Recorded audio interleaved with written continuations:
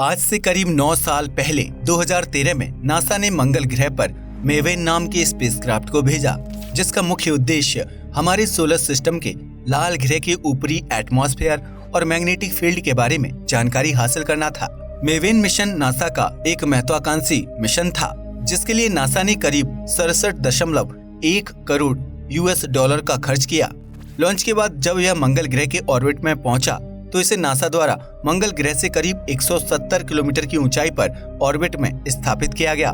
तभी से आज तक इसने हमें इतने सालों में ग्रह के एटमॉस्फेरिक कंपोजिशन और मैग्नेटिक फील्ड के बारे में कई ऐसी जानकारी दी, जिसने हम इंसानों की मंगल ग्रह की नॉलेज को और भी गहरा बना दिया।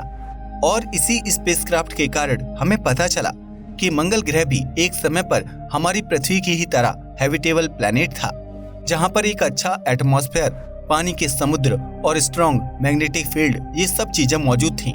पर समय के साथ मार्स पर कई ऐसी घटनाएं हुई जिसने मंगल ग्रह से ये सब चीजें छीन ली और उसे एक बेजान रेडिएशन से भरा ग्रह बना दिया। तो आज हम यही जानने वाले हैं कि नासा के मेवेन अंतरिक्ष यान के डेटा के अनुसार कैसे मंगल ने अपना वायुमंडल और पानी खो दिया। सबसे पहले नासा के लिए इस मेवेन स्पेसक्राफ्ट की इम्पोर्टेंस को समझते हैं।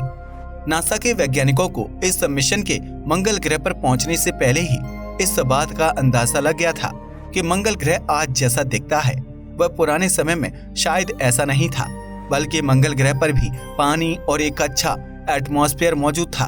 पर किन्हीं कारणों के चलते वह सब चीजें समय के साथ मिट गईं और इसके पीछे के कारणों को ही जानने के लिए नासा के वैज्ञानिकों ने मेवेन स्पेसक्राफ्ट को मंगल ग्रह के ऑर्बिट में भेजा था। मेवेन स्पेसक्राफ्ट से मिले डेटा के अनुसार आज से करीब 3 बिलियन साल पहले मार्स के पास हमारी पृथ्वी की तरह एक स्ट्रॉन्ग मैग्नेटिक फील्ड, एक घना एटमॉस्फेयर और समुद्र मौजूद थे। पर समय के साथ इसका मैग्नेटिक फील्ड वीक होता गया, जिससे अंतरिक्ष से आने वाले रेडिएशन और सोलर रेडिएशन इसकी सतह पर बहुत आसानी से पहुंचने लगे, जिसके चलते रेडिएशन ने इस प्लेनेट की सतह को पूरी तरह से बंजर बना दिया। अब वैज्ञानिक मेवेन स्पेसक्राफ्ट से मिले इस डेटा को लेकर काफी चिंतित भी हैं, क्योंकि जब यह प्रक्रिया मंगल ग्रह के साथ हो सकती है तो यह शायद हमारी पृथ्वी के साथ भी हो सकती है, क्योंकि हमारी पृथ्वी को स्पेस रेडिएशन से बचाने वाला कवच भी मैग्नेटिक फील्ड ही है। और अगर मंगल ग्रह की तरह हमारी पृथ्वी का मैग्नेटिक फील्ड भी समय के साथ कम होता गया तो शायद हमारी पृथ्वी भी भविष्य में मंगल ग्रह की तरह बन जाए। इसलिए वैज्ञानिक इस मेवेन स्पेसक्राफ्ट के जरिए उन कारणों को जानना चाहते थे जिन कारणों के चलते मंगल ग्रह के मैग्नेटिक फील्ड समय के साथ कमजोर होता गया। मेवेन स्पेसक्राफ्ट नासा के मार्स एक्सप्लोरेशन प्रोग्राम का हिस्सा है, जो मंगल को एक्सप्लोर करने और उसके एटमॉस्फेयर को समझने का एक मिशन है। मंगल पर पहुंचने के कुछ ही हफ्तों के भीतर मेवेन स्पेसक्राफ्ट ने देखा कि मंगल ग्रह के एटमॉस्फेयर में मौजूद ऑक्सीजन, कार्बन और हाइड्रोजन इसके वायुमंडल से अंतरिक्ष में जा रही है, जिसके कारण मंगल ग्रह का एटमॉस्फेयर समय के साथ और पतला होता जा रहा है। और ये सब इसलिए हो रहा है क्योंकि मंगल ग्रह पर बहुत ज्यादा रेडिएशन पहुंच रहा है, और क्योंकि ग्रह के पास अपनी मैग्नेटिक फील्ड ही नहीं है, इसलिए यह अपना एटमॉस्फेयर कंट्रोल नहीं कर पाता। चलिए इसे थोड़ा अच्छे से समझते हैं। मेवेन स्पेसक्राफ्ट ने पाया कि मंगल का एटमॉस्फेयर सबसे ज्यादा सूरज पर चलने वाले सौर तूफानों से निकलने वाले रेडियो एक्टिव पार्टिकल से प्रभावित हो रहा है, क्योंकि यह पार्टिकल्स बिना किसी मैग्नेटिक फील्ड के मंगल ग्रह के एटमॉस्फेयर में बहुत आसानी से प्रवेश कर लेते हैं, जो हाईली एनर्जेटिक पार्टिकल्स की एक धारा का उत्सर्जन करते हैं, जिसे कलेक्टिवली सोलर विंड के रूप में जाना जाता है। जब यह सोलर विंड अनप्रोटेक्टेड मार्स के एटमॉस्फेयर से टकराती है तो यह एटमॉस्फेयर एटम्स और मॉलिक्यूल्स को ऊर्जा प्रदान करती है, जिससे उन्हें मार्स के ग्रेविटी से बचने के लिए एनफ वेलोसिटी मिल जाती है। और यही रिएक्शन लगातार मंगल ग्रह पर चल रही है, जिसके कारण मंगल ग्रह का एटमॉस्फेयर धीरे धीरे और भी पतला होता जा रहा है। और जब शुरुआती समय में मैग्नेटिक फील्ड कमजोर होने के चलते रेडिएशन आने की शुरुआत हुई होगी, तब भी यह प्रक्रिया काफी तेजी से हुई होगी, जिसने मंगल ग्रह पर मौजूद पानी को पूरी तरह से अंतरिक्ष में उड़ा दिया और इसके एटमॉस्फेयर को काफी पतला बना दिया। इन सब चीजों ने मिलकर मंगल ग्रह पर आज से 3 बिलियन साल पहले मौजूद समुद्रों को भी पूरी तरह से मिटा दिया और बचा कुचा पानी इसकी पोल्स पर बर्फ के रूप में जाकर जम गया। और क्योंकि मैग्नेटिक फील्ड हो जाने के बाद से इस पर काफी ज्यादा रेडिएशन पहुंच रहा था, इन सब के चलते इस ग्रह की मिट्टी भी पूरी तरह से बेजान हो गई, जिसके कारण यहाँ पर किसी तरह के पेड़ पौधे का जन्म होना लगभग नामुमकिन सा हो गया।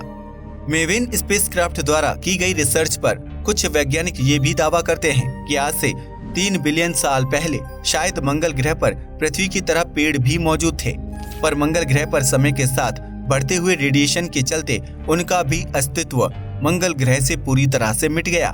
मंगल ग्रह पर अरोरा। पृथ्वी पर अरोरा अंतरिक्ष से ऊर्जावान आवेशित कणों के पृथ्वी के चुंबकीय क्षेत्र की रेखाओं के साथ वायुमंडल में टकराने के चलते बनते हैं, जिससे ध्रुवों के पास एटमॉस्फेयर की गैस के पार्टिकल्स सुंदर हरे रंग में चमकने लगते हैं। पृथ्वी पर जो कि एक स्ट्रॉन्ग मैग्नेटिक फील्ड है, इसलिए यह अरोरा पृथ्वी के काफी ऊपर बनते हैं। पर क्योंकि मंगल ग्रह पर कोई मजबूत मैग्नेटिक फील्ड नहीं है, इसलिए सूर्य से आने वाली यह सौर हवाएं काफी गहराई तक मंगल ग्रह के अंदर जाती हैं और इसकी सतह से थोड़ी ही ऊपर इसके वीक मैग्नेटिक फील्ड के बावजूद एक ब्यूटीफुल अरोरा का निर्माण करती है, जो दिखने में काफी बड़ा और सुंदर होता है। 2017 में अपने ऑर्बिट में घूमते समय मेवेन स्पेसक्राफ्ट ने ऐसे ही एक बड़े सौर तूफान के दौरान मंगल ग्रह पर एक उज्जवल अरोरा को कैप्चर किया था। वैसे यहाँ पर ये सवाल उठता है कि मंगल ग्रह के मैग्नेटिक फील्ड के धीरे धीरे कमजोर होने की वजह को जानकर हमें क्या हासिल होगा। तो जैसा कि मैंने अभी आपको थोड़ी देर पहले बताया था कि हम जिस पृथ्वी पर रहते हैं उसके पास भी एक स्ट्रॉन्ग मैग्नेटिक फील्ड है, जो हमें सूर्य से आने वाले रेडियो एक्टिव पार्टिकल से बचाता है।